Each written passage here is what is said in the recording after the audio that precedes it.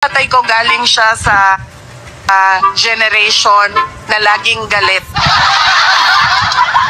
Maalala ko, sinabi niya talaga sa akin, paulit-ulit habang ako ay lumalaki, ikaw, hindi ka tao sa paningin ko.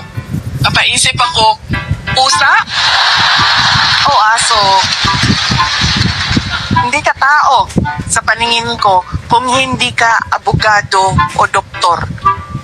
Alam mo, kung hindi mo ayusin yung law school mo, magiging kabit ka lang ng politiko. Pwede ka mag-aral ng mabuti, magiging halaman ka lang dyan sa gilid.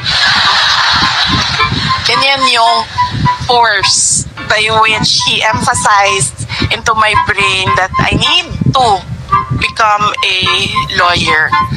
Hindi sa nanay ko dahil ang nanay ko sobrang supportive nun. Kahit maging halaman ako, didiligan ako nun eh. Ganyan kabait ang nanay ko. Pero nung nakita niya yung grade ko sa bar exams at nakita niya na mas mataas yung grade ko sa bar exams kesa sa kanya, 5 points ang layo namin, doon siya nagbago. Pag every time nababanggit yung grade sa bar, hindi na siya talaga nagsasalita.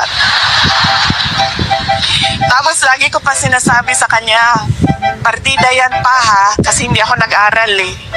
Kung nag-aral ako, top-notcher ako eh. So ngayon, tao na ako. Buong tao na ako sa paningin niya.